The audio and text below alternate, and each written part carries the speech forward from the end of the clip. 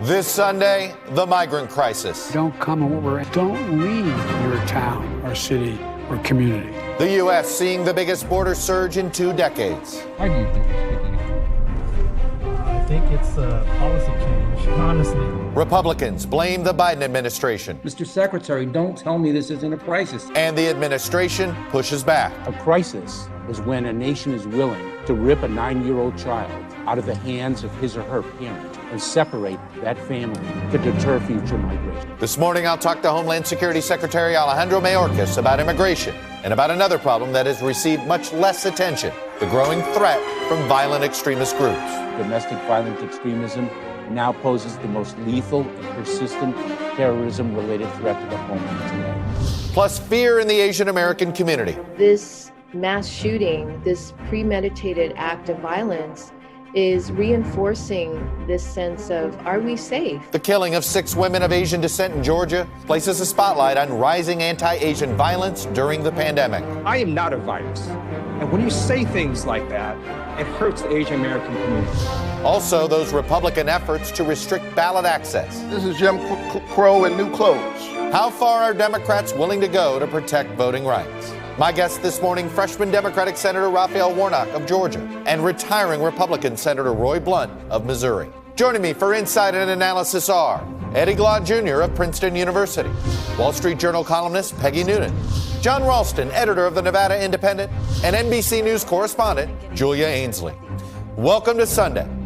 It's Meet the Press. From NBC News in Washington, the longest-running show in television history. This is Meet the Press with Chuck Todd. And a good Sunday morning.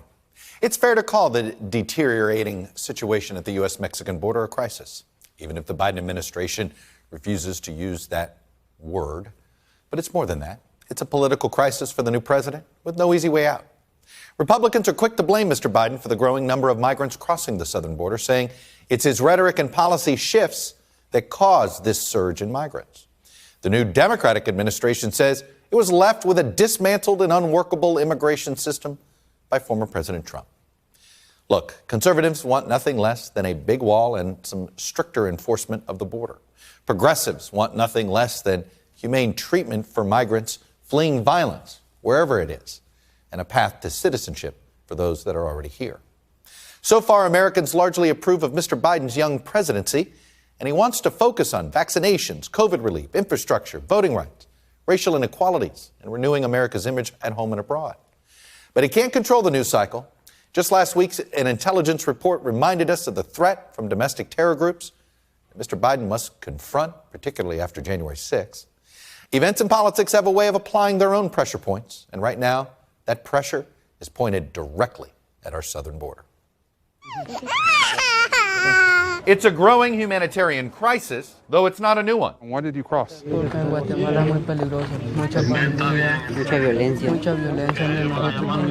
the Rio Grande Valley alone, Customs and Border Protection is detaining more than 500 unaccompanied children a day, with the facility at more than 5 times its capacity. How much of an increase have you noticed in the last couple of weeks? It's quite significant. More than 5,000 children under 18 are in Border Patrol custody. More than 500 held for over 10 days, far longer than the 72-hour legal limit. Nearly 10,000 more are in HHS care. Surges of unaccompanied minors have been cyclical, occurring under Presidents Obama, Trump, and now Biden. It just seems like we just went through this not too long ago, and here we go again. But the administration says the U.S. is on pace to encounter more migrants on the southwest border than it has in the last 20 years. And is trying new, more aggressive messaging. Now is not the time to come to the border. Frankly, the message isn't don't come now, it's don't come in this way, ever. I can say quite clearly, don't come. That's after mixed messages on whether the president's approach may be motivating more migrants to come. The idea that a more humane policy would be in place may have driven people to make that decision. Republicans are seizing on what was Donald Trump's signature campaign issue. They've caused a crisis. This is a crisis that is man-made by one man, Joe Biden. It's more than just a crisis. If that's not a crisis, it'll do till one gets here. The Biden administration is pushing back. You said crisis on the border. Was that a challenges on the border? A crisis is when a nation is willing to rip a 9-year-old child out of the hands of his or her parent and separate that family. Though President Biden ended the Trump administration's Remain in Mexico policy for asylum seekers, he has kept in place Title 42, a pandemic-era rule which allows the administration to expel migrants without due process for public health reasons. Of the more than 650,000 migrants encountered at the U.S.-Mexico border over the last year, fewer than 1% have been able to seek protection, according to the LA Times. Now, as Biden works to restore faith that government is competent, There's nothing, not a single thing we cannot do if we do it together. he has asked Mexican President López Obrador to do more to solve the problem. On Friday, Mexico announced a crackdown on its border with Guatemala after the United States announced it will share 2.5 million vaccine doses with Mexico. This action will allow our neighbors to meet a critical vaccination need in their countries. And joining me now is the Homeland Security Secretary Alejandro Mayorkas. Mr. Secretary, welcome to Meet the Press. Thank you. Good morning, Chuck. Good morning. Good I want to be here. start with something Congressman Vicente Gonzalez, a Texas Democrat who represents South Texas. This is what he told the Washington Post yesterday. When you create a system that incentivizes people to come across and they are released, that immediately sends a message to Central America that if you come across, you can stay. I understand on humanitarian grounds, the policy change on unaccompanied minors here. Are you concerned that a market efficiency has been created where folks have decided, look, my kid's got a shot at getting in the United States if I don't go with them? Chuck, our message has been straightforward and simple, and it's true. The border is closed. We are expelling families. We are expelling single adults, and we've made a decision that we will not expel young, vulnerable children. I think we are executing on our plans, and quite frankly, when we are finished doing so, the American public will look back on this and say we secured our border and we upheld our values and our principles as a nation. How can you say the border is closed if there is this, what some would look at as a loophole? And I understand on humanitarian grounds, but if the goal is to get these asylum seekers to seek the asylum in home country, Honduras, Guatemala, El Salvador, for instance, how do you get them to do that if our policy is to let them in at the border? So, Chuck, we have a short-term plan, a medium-term plan, and a long-term plan, and the President and I have spoken to this repeatedly. Please remember something, that President Trump dismantled the orderly, humane, and efficient way of allowing children to make their claims under United States law in their home countries. He dismantled the Central American Minors Program. So we are rebuilding those orderly and safe processes as quickly as possible. But in the meantime, we will not expel into the Mexican desert, for example, 3 orphan children whom I saw over the last 2 weeks. We just won't do that. That's not who we are. Okay, I understand that. Is this current policy, though, sustainable? Or are you concerned that the word will go out and you'll get unaccompanied minors from all over the world trying to come to our southern border? Well, it doesn't work that way, Chuck. The system is a complex one. But let me just say that we are operating on parallel tracks. We are safely processing the children who do come to our border. We strongly urge, and the message is clear, not to do so now. I cannot overstate the perils of the journey that they take. And regrettably, I am all too aware of the tragedies that have occurred and continue to occur along that journey. But in the meantime and in parallel, we are rebuilding those orderly systems, both in Mexico, in close partnership with the Mexican government, and in the countries of Guatemala, Honduras, and El Salvador, so that they, in fact, do not need to take that dangerous journey. We are working in parallel streams to rebuild a process that has been entirely dismantled. Do you want to get to a process where unaccompanied minors do not come to the border? We certainly do, and we're working expeditiously to achieve that in partnership with the Northern Triangle countries and Mexico. We've had tremendous partnership thus far, and we're only building on that collaborative effort. I want to put up a tweet from you visited the border yesterday. I believe it was in El Paso with a bipartisan group of senators, including Senator Chris Murphy, Democrat from Connecticut. And this is what he tweeted. I fought back tears as a 13-year-old sobbed uncontrollably, explaining through a translator how terrified she was, having been separated from her grandmother and without her parents. But he also said he saw overcrowded facility, and frankly, I guess my question is, why can he see it and not the American public, and certainly not the news media? So if I can address a number of the points that you made, Chuck. Number one, can you imagine expelling that 13-year-old girl whom Senator Murphy held in her hands crying? That's not who we are, number one. Number two, we have dedicated FEMA, the Federal Emergency Management Administration, to assist Health and Human Services to build the capacity so that we relieve the pressure on the Border Patrol stations, which I have said accurately, quite frankly, that that's no place for a child. And third, we are in the midst of a pandemic.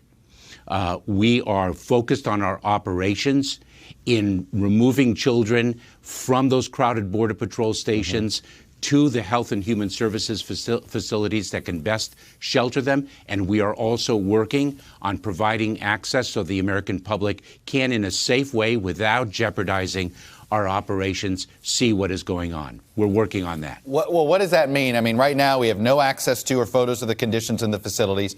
There have been no ride-alongs with agents. All inquiries are routed through Washington. There have been strict controls on sharing data. Local Border Patrol folks feel like they can't even talk to our folks down there.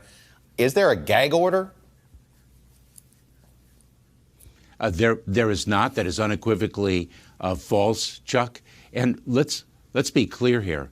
We are in the midst of a pandemic. We are, because of the extraordinary leadership of the president, climbing out of it more rapidly than ever before. But we are still in the midst of the pandemic. There is central CDC controls in place, and Border Patrol agents are focused on operations, on securing the border, on addressing the needs of vulnerable children. We are not focused on ride-alongs right now. Speaking of the pandemic, Title 42. Senator Kamala Harris thought it was unconstitutional. It is still in place. Why? Chuck, Title 42 is a public health authority of the Center for Disease Controls. It is not an immigration tool. And in the prior administration, it was used far differently than we are using it now. We have made a decision to serve the public health imperative, to continue to expel families, to continue to expel single adults because of the pandemic. But we have made a decision that we can address the public health imperative while addressing the humanitarian needs of vulnerable children. We are using it as the Title 42 authority was intended, and not as a bludgeoning tool under immigration law that the prior president used. Do you have enough test kits down there to test all the unaccompanied minors in these shelters? The unaccompanied minors are, in fact, being tested. When they arrive in the shelter of Health and Human Services, they are tested, isolated, and quarantined, all of them. Finally, this interview has been all about one part of your job at DHS, which is the southern border and immigration. Can we expect DHS to be able to walk and chew gum at the same time with this current crisis at the border, with also dealing with the rise of domestic extremism? Never underestimate the talent and dedication of the Department of Homeland Security workforce. Most certainly we do. We are very focused on domestic violent extremism. It is the greatest threat, terrorist-related threat that we face in our homeland. We are very focused on it.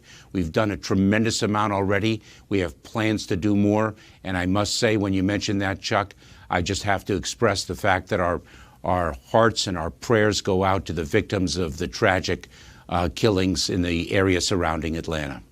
Secretary Mayorkas, I do have a lot more to ask. You've got a lot on your plate, but I'm out of time. I appreciate you coming on and sharing your perspective with us. Thank you, sir. Thank you very much, Chuck. Coming up, the shootings in Georgia that were just referenced have refocused attention on violence against Asian Americans, plus the new warning about domestic terrorism. I'm going to talk to Senators Raphael Warnock and Roy Blunt when we return. Welcome back. President Biden and Vice President Harris traveled to Atlanta on Friday to show solidarity with Asian Americans there after the shooting deaths of 8 people, 6 of whom were women of Asian descent. Mr. Biden made a point of highlighting the rise in violence against Asian Americans over the past year. Are many. They've been attacked, blamed, scapegoated, and harassed. They've been verbally assaulted, physically assaulted, killed. In a moment, I'll be speaking with Republican Senator Roy Blunt of Missouri. But first, I'm joined by freshman Democratic Senator Raphael Warnock, whose home state of Georgia was the site of the violence. Senator Warnock, welcome to Meet the Press, sir. Thank you so much. Great to be here with you, Chuck. I appreciate it. I want to start with something that the FBI director said this week. Director Wray said it does not appear the shooting was racially motivated. So this is now the FBI director. We've heard local law enforcement. What are you hearing the same thing from law enforcement that you've been speaking with? Well, first of all, let me say that our hearts go out to these families as they are dealing with unspeakable loss. I think it's important that we center the humanity of the victims. I'm hearing a lot about the shooter, but these precious lives that have been lost, they are attached to families. They're connected to people who love them, and so we need to keep that in mind. I know that, look, law enforcement will go through the work that they need to do, but we all know hate when we see it. And it is tragic that we've been visited with this kind of violence yet again, and I'm going to be doing everything in my power as a United States Senator to make sure that families don't have to endure this kind of violence in the first place. Is there a necessary legislative response here? Is this President Biden said, look, we got to change our heart. And there's no doubt there's a morality aspect to this. But is there a legislative change you'd like to see make? Is it reporting in hate crimes, gun reform, police reform?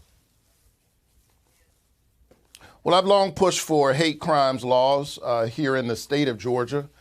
It took entirely too long to get one on the books here. But thankfully, we do have that law on the books right now. In addition to that, we need reasonable gun reform in our country. This shooter was able to kill all of these folks the same day he purchased a firearm. But right now, what is our legislature doing? They're busy under the Gold Dome here in Georgia, trying to prevent people from being able to vote the same day they register. I think that suggests a distortion in values. When you can buy a gun and create this much carnage and violence on the same day, but if you want to exercise your right to vote as an American citizen, the same legislature that should be focused on this is busy erecting barriers to that constitutional right. Do you think if you were not a U.S. Senator right now, these changes would be going through the Georgia legislature? Well, look, I can tell you this, that the people of Georgia stood up in a powerful way, and they sent the first African-American senator and the first Jewish senator to the United States Senate. And when they did that, that was revolutionary, not just for Georgia, but in a real sense, they saved the country. We would not have passed the American Rescue Plan had I not been elected. And I think it's unfortunate that some politicians have looked at the results, and rather than changing their message, they're busy trying to change the rules. It will not stand, which is why I'm pushing through the For the People Act, which I'm co-sponsoring, which will make it easier, not harder for people to vote. and it's the reason why we have to pass the John Lewis Voting Rights Advancement Act. Let me ask you specifically on that. Look, H.R. 1, and then there's the version you just said. That's a very big, comprehensive bill that frankly has a lot of. There's folks that argue even on the left side of the aisle that it maybe need some changes. The voting rights, the updating of the Voting Rights Act, that has been something that has been fairly easy to get done in a bipartisan way in the past. Should that be the focus first? Well, I like the fact that you point out that voting rights traditionally has been bipartisan. The last time we reauthorized the 1965 Voting Rights Act, George W. Bush was president, and it passed the United States Senate 98-0. I think the onus is on my colleagues to explain why they're not supporting voting rights. Voting rights is not just one issue alongside other issues. It is fundamental. It is foundational.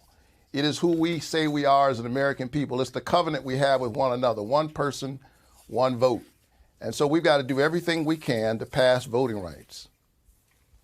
Is that, I understand that. What does that mean with the filibuster? You have said you'd like to see a carve out. Have you had a conversation with Senators Manchin or Sinema about the idea of a democracy carve out? Oh, I'm talking to my colleagues all the time. I've been in the United States Senate a few short weeks. But Chuck, I have to tell you, I know that folks are focused on the filibuster, but this language about the filibuster is language much too puny as an appropriate frame to talk about something as vital and as precious as voting rights.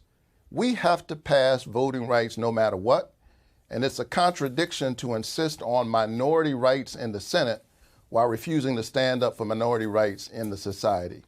As someone who served as the pastor of Congressman John Lewis, who literally laid his life on the line crossing a bridge in order to secure that right for us, I'm going to do everything in my power to convince my colleagues to support voting rights. It's the only reason why any one of us is in the Senate in the first place. Somebody voted for us.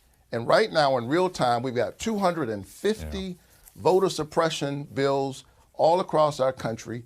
We cannot allow this to happen. We have to secure our democracy. I want to ask you about the controversy regarding some comments Senator Ron Johnson made.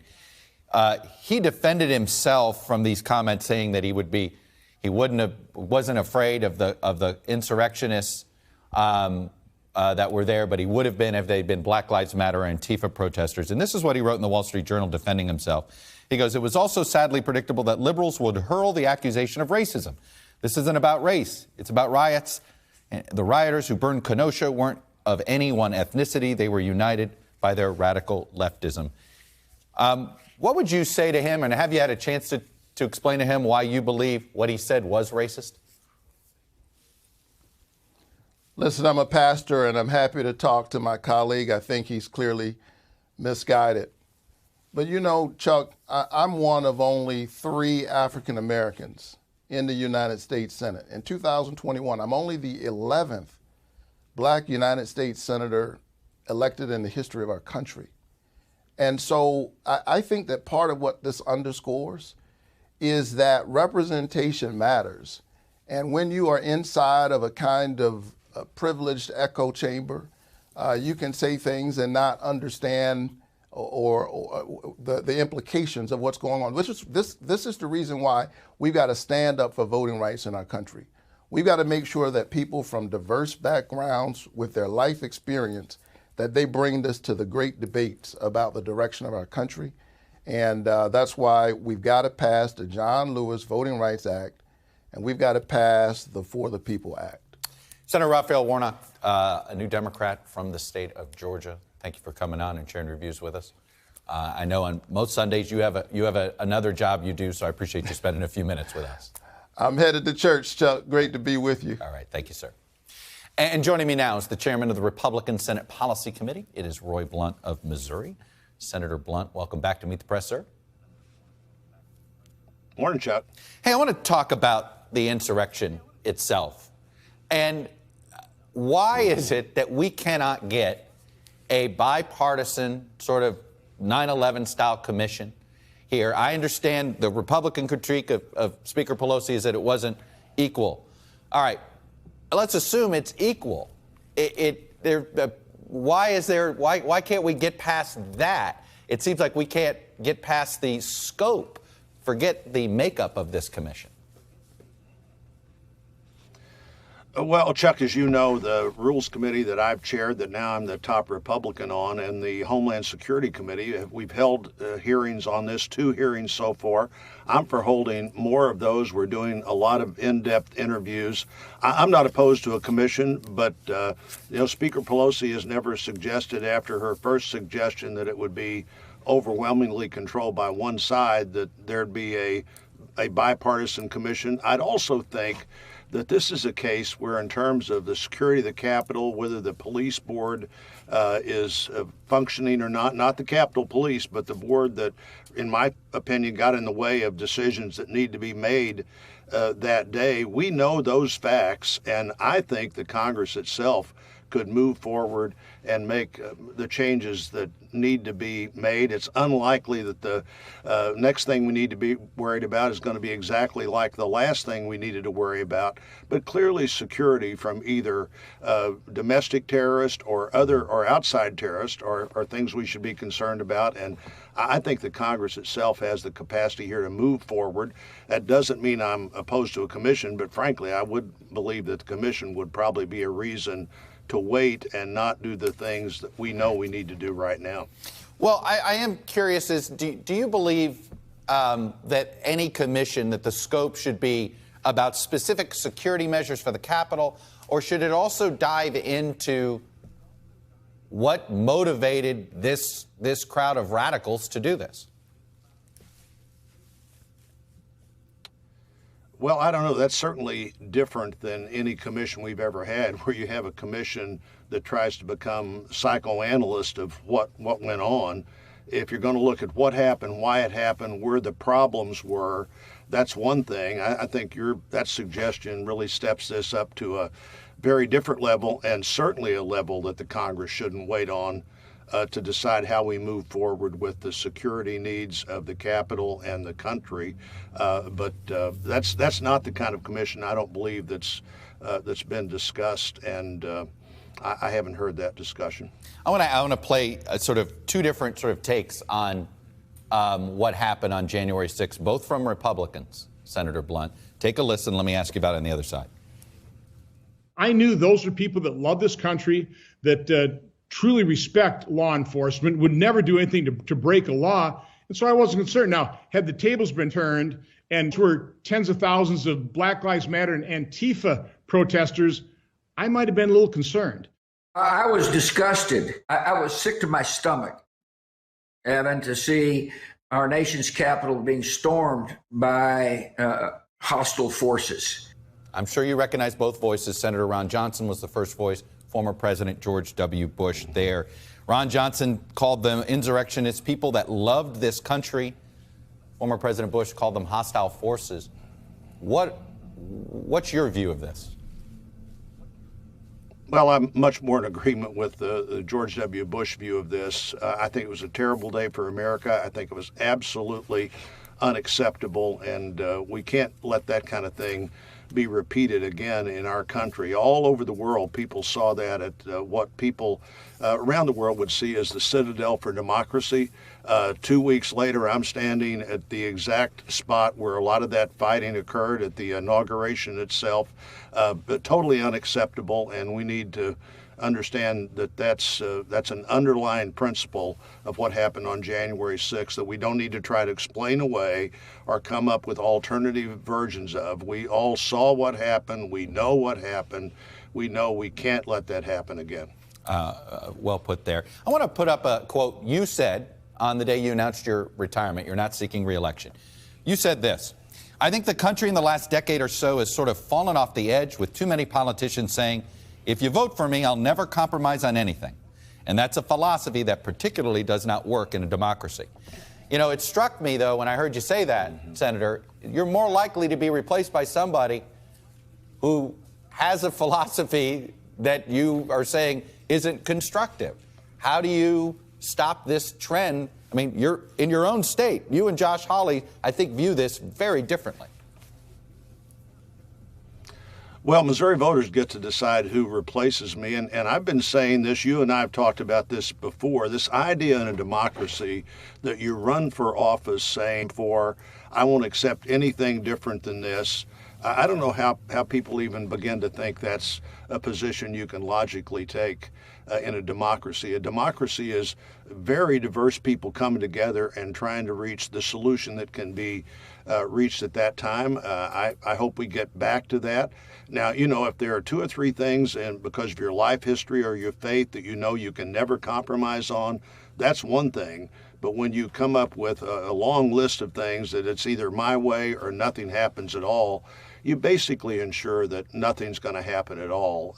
This is democracy is give and take, just like, frankly, at work, at church, at home. If you're not willing to have some give and take, you're not going to have a very successful or satisfying life, or in this case, not a very successful or satisfying United States of America. How much of this change in sort of how politics is conducted here in Washington influenced you in not seeking another term?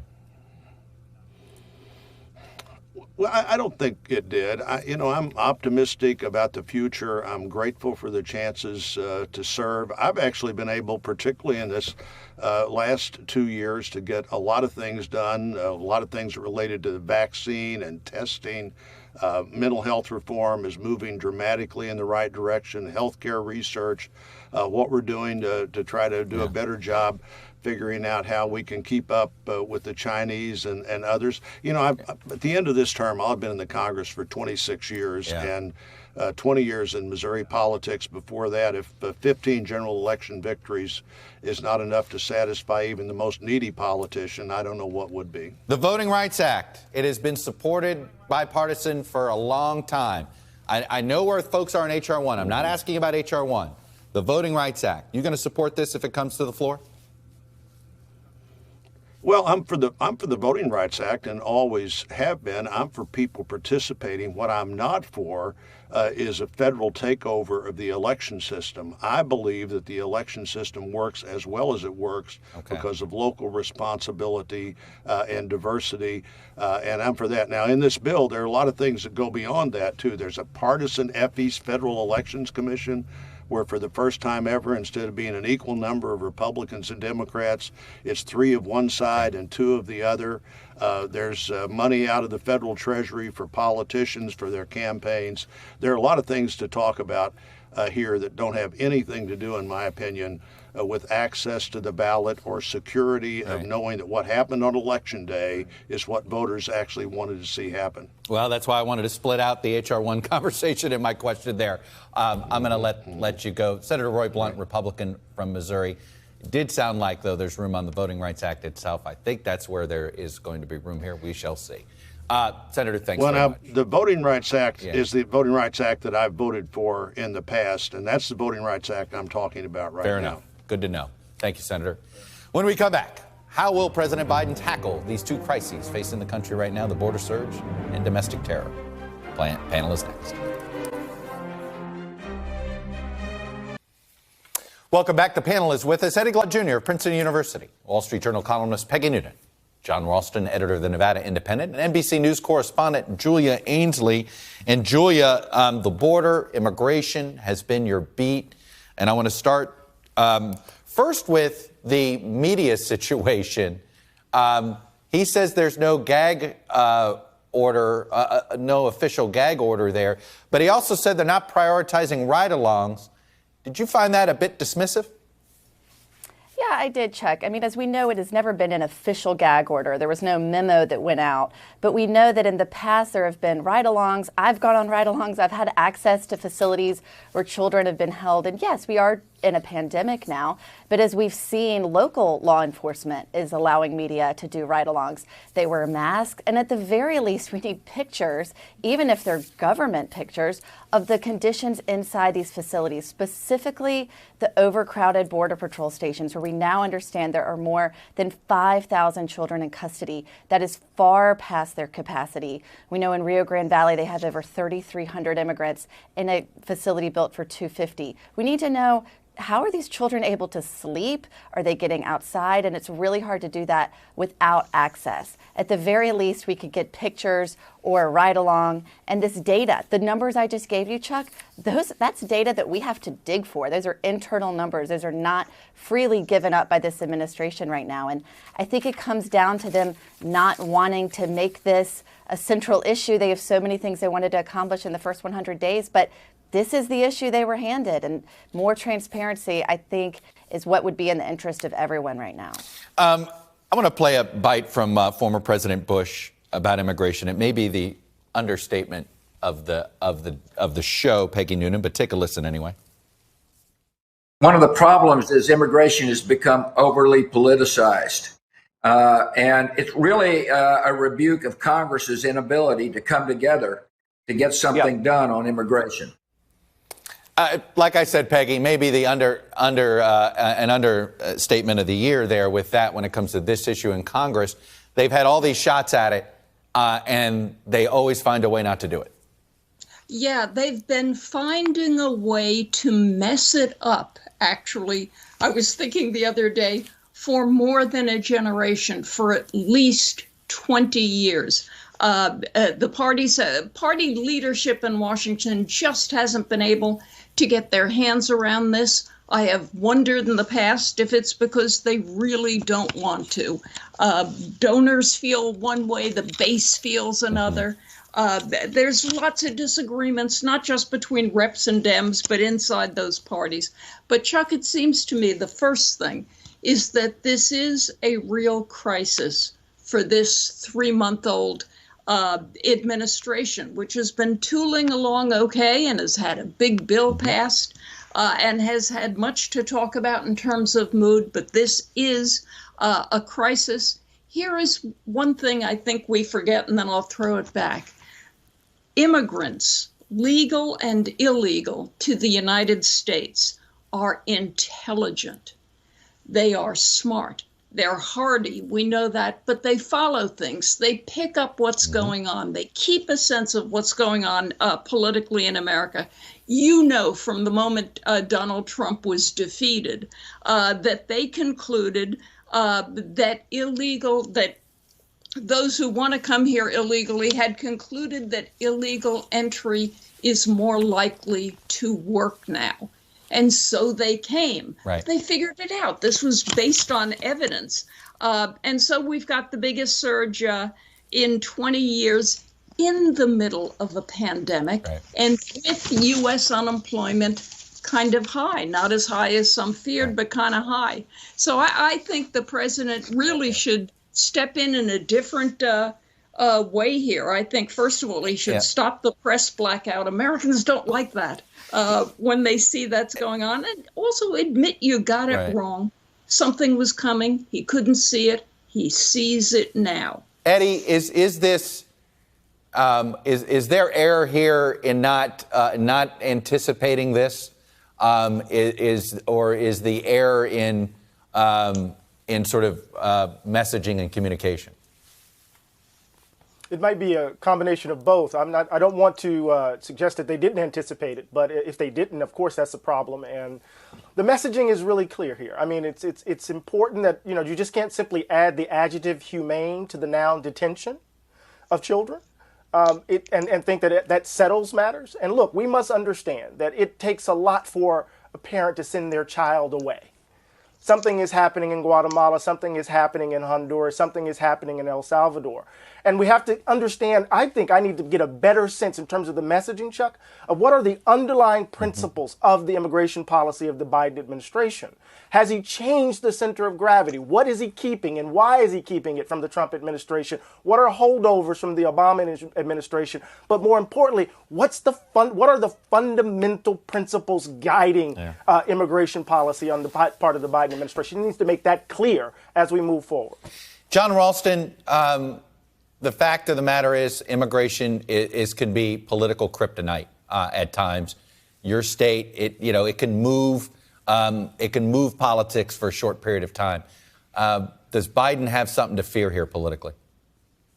Oh, I think so, Chuck. And I think the real issue here is that, listen, he's using his rhetorical bully pulpit in a different way, talking about being humane and talking about having a heart. I was struck by how the secretary said, this is not who we are. This is not who we are. And that's certainly better than implying that there's murderers and rapists and that every undocumented immigrant is a member of MS-13. But Chuck, anyone who has covered this for a while knows how complicated it is. And while the rhetorical tools of administration are important, it's a hopelessly complex problem. I mean, just a few years ago, Chuck, you had Marco Rubio talking about a path to citizenship, right? And to what Roy Blunt talked about, that kind of talk by a Republican now would be banned, right? You can't even do that now. And so you have the political shackles, and then you have the actual substantive shackles on making good policy here.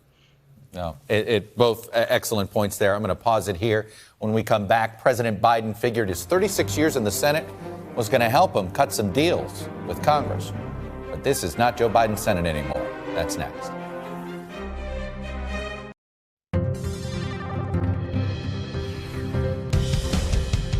Welcome back. Data download time. Some people believe Joe Biden's experience in the Senate and knowing the players might make bipartisan deal-making a bit easier for his presidential administration. But so far, that has not been the case. And if you look at the makeup of the Senate today, it's because there aren't many faces this president would recognize from his Senate days. In total, roughly 1/3 of the senators currently in office ever worked with Senator Joe Biden. 68 have left. They either lost re-election, retired, or died. And more than half of those Senate departures were Republicans. And the trend is continuing. In fact, as of now, 5 Republicans are bowing out of the 2022 midterm elections. They're not all champions of bipartisanship per se, but they largely represent what I like to refer to as the governing wing of the GOP. In reality, that part of the Republican Party has been in retreat for a while, accelerating since Donald Trump announced his run for president. 13 Senate Republicans arrived with Mr. Trump in 2016 or have won their seats since, most bringing a more defiant Trumpian tone with them. And with the 5 announced Republican departures, the post-Trump number is going to reach at least 18 Senate Republicans. And there could be more departures to come, either forced with a primary or retirement. All of which is to say, the initial hopes about Biden being able to build bridges were based on a Senate that doesn't really exist anymore. And even if the Democrats hold or grow their majorities in both houses of Congress in the midterm, the path to bipartisanship, well, that doesn't look like it's going to get any easier. When we come back, confronting the surge of violence against Asian Americans.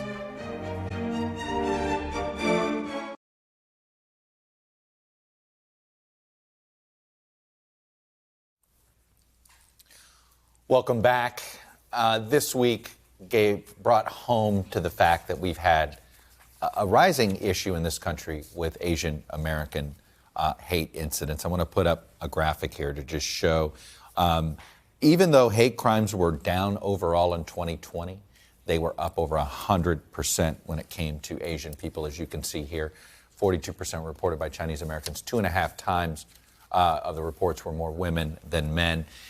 Eddie, I feel like this week has been one of those, the Asian American community has been talking about this for a year, basically since the start of the pandemic.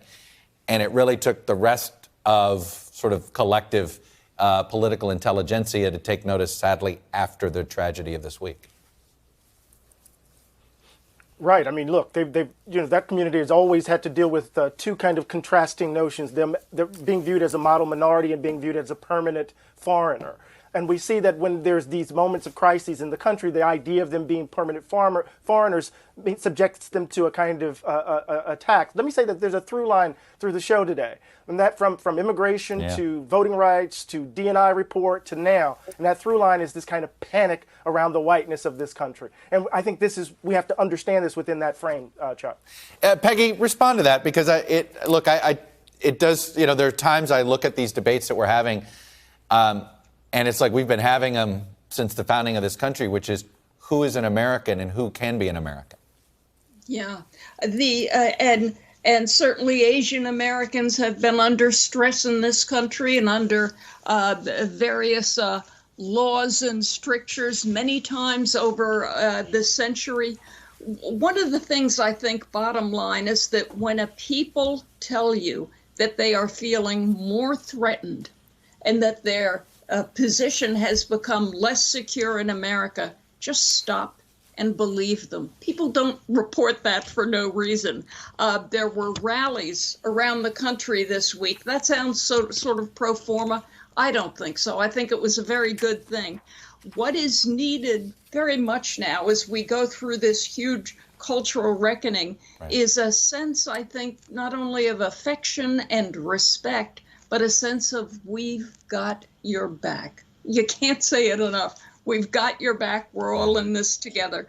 That's one thing. Another thing, very quickly, is that every time we deal with one of these violent episodes, it reminds me that we are in a mental health crisis in America. Gun control won't solve everything. We're in that crisis, and at the center of it is our young men.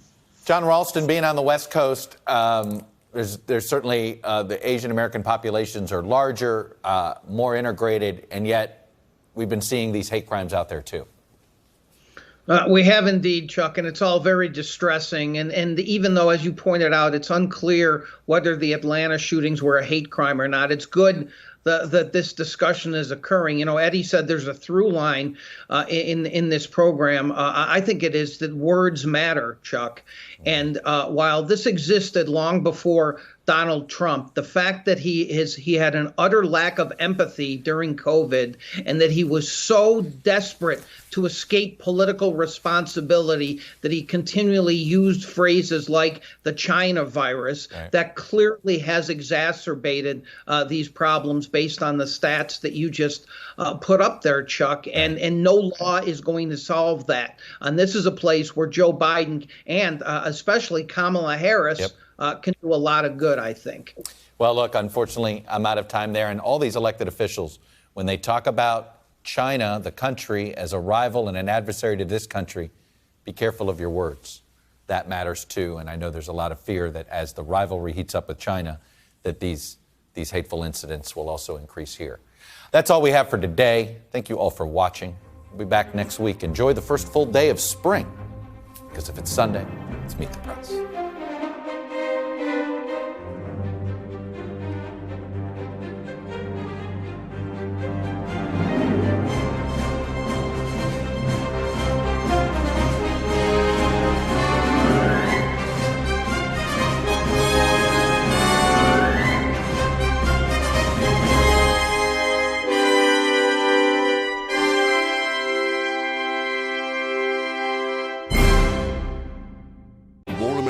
NBC News than any other news organization in the world.